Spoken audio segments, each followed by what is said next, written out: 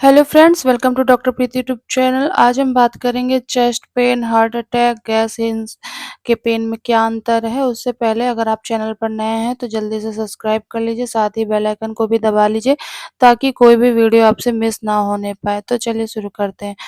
आपको कभी भी भ्रम हो जाता है अगर दर्द हो रहा है चेस्ट में कि ये एंजाइना अटैक है या फिर पेट की गैस, तो कैसे पहचानेंगे? इसके बहुत सारे तरीके हैं। एक तो ये कि हार्ट में दर्द जो होता है तो सेंटर में होगा, भारीपन होगा, दबाव आएगा और एकदम से कंटीन्यूअस दबाव होगा, दबाव बढ़ता ही जाएगा, पूरे हार्ट में फैल सकता है, आर्म में फैल सकता है, दोनों आर्म में फैल सकता है, गले की तरफ जा सकता है, चोकिंग सेंसेशन हो सकता है, बहुत ज़्यादा पसीना आ सकता है, घबराहट, उलझन ये सब हो सकती है। साथ ही साथ आपको इस चीज़ का और ध्यान रखना है कि अगर कभी भी आप चेस्ट पेन का मरीज ओपीडी में देखते हैं, तो ये 5 गलतियाँ आपको कभी नहीं करनी है। तो कभी भी लोकेशन देखकर ये डिसाइड नहीं करिए कि ये चेस्ट पेन जो है वो कार्डियक है या फिर नॉन कार्डियक, यानी कि हार्ट का दर्द है, दिल का दर्द है या फिर दिल का दर्द नहीं है, गैस की समस्या है। कार्डियक चेस्ट पेन जो है हमेशा मिडिल ऑफ चेस्ट में होता है, लेफ्ट में भी हो सकता है और हाथ में भी जा सकता है, राइट साइड भी जा सकता है, बैक में भी जा सकता है, जॉ में भी हो सकता है कार्डियक मतलब रेडिएट होकर के। और तो लोकेशन देख कर के आपको कभी भी डिसाइड नहीं करना है कि चेस्ट पेन जो है कार्डियक है या फिर नॉन कार्डियक, यानी कि जैसे हमने पहले बताया कि चेस्ट पेन दिल का दर्द है या फिर गैस वैस की कोई समस्या है। और साथ ही साथ यंग पेशेंट देख कर के भी नहीं सोचना है कि यंग है तो उसको मस्कुलर प्रॉब्लम नहीं होगी, यानी कि कार्डियक प्रॉब्लम नहीं होगी।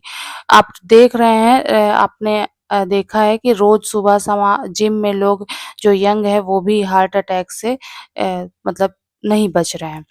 तो रिस्क प्रॉब्लम पर फोकस करो, स्ट्रेस पर फोकस करिए, ओबेसिटी है तो उस पे फोकस करिए, लिपिड प्रोफाइल करा के देख लो, हार्ट बर्न या फिर गैस एसिडिटी के सिम्टम्स, गैस्ट्राइटिस जैसे ट्रीट कभी नहीं करना है। एंटासिड तुरंत नहीं खिलाना है। ये हो सकता है ये जो सिम्टम्स लेके पेशेंट आया हो तो वो मायोकार्डियल इन्फेक्शन हो सकता है। कई बार पेशेंट की हिस्ट्री इतनी क्लियर नहीं होती है, हम नॉर्मल ईसीजी कराते हैं और नॉन कार्डियक की तरह ट्रीट करके पेशेंट को घर भेज देते हैं।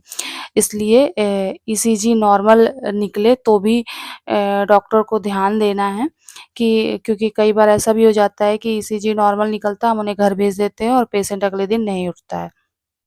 इसलिए हमेशा अगर ईसीजी कराएँ तो एक सीरियल ईसीजी कराइए।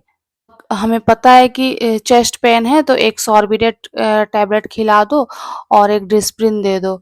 लेकिन सॉर्बिडेट ऐसे तुरंत नहीं खिला देना है, क्योंकि कभी-कभी क्या होता है पेशेंट पहले से हाइपोटेंशन की कंडीशन में होता है। जो मायोकार्डियल पेशेंट ऐसे होते हैं कि मायोकार्डियल इन्फेक्शन के ऐसे पेशेंट भी होते हैं जिनको पहले से हाइपोटेंशन की प्रॉब्लम रहती है और हम सॉर्बिडेट खिला के उनका बीपी और कम कर देते हैं। तो इसलिए जो आपका नाइट्रेट है वो हेल्प करने से ज़्यादा नुकसान भी कर देता है कभी-कभी। तो हमेशा कार्डियक को कंसीडर करना है, मतलब कोई भी चेस्ट पेन का पेशेंट आए सबसे पहले कार्डियक समझकर चेस्ट में पेन हो रहा है, हार्ट बर्न है या फिर कुछ भी प्रॉब्लम है तो रिस्क फैक्टर्स को कंसीडर करना है। कभी भी उसको गैस की प्रॉब्लम नॉर्मल प्रॉब्लम समझ कर के नॉर्मल ट्रीटमेंट देके उसको घर नहीं भेजना है। तो उम्मीद है आपको समझ में आया होगा कि चेस्ट पेन के पेशेंट को कैसे ट्रीट करें, कैसे देखें। पहले उसके रिस्क फैक्टर को ज़रूर जान लें और कंफर्म कर लें, तभी उसको घर भेजें। तो वीडियो पसंद आया हो तो लाइक करें, शेयर करें और चैनल पर नए हैं तो सब्सक्राइब कर लें। Okay, thank you.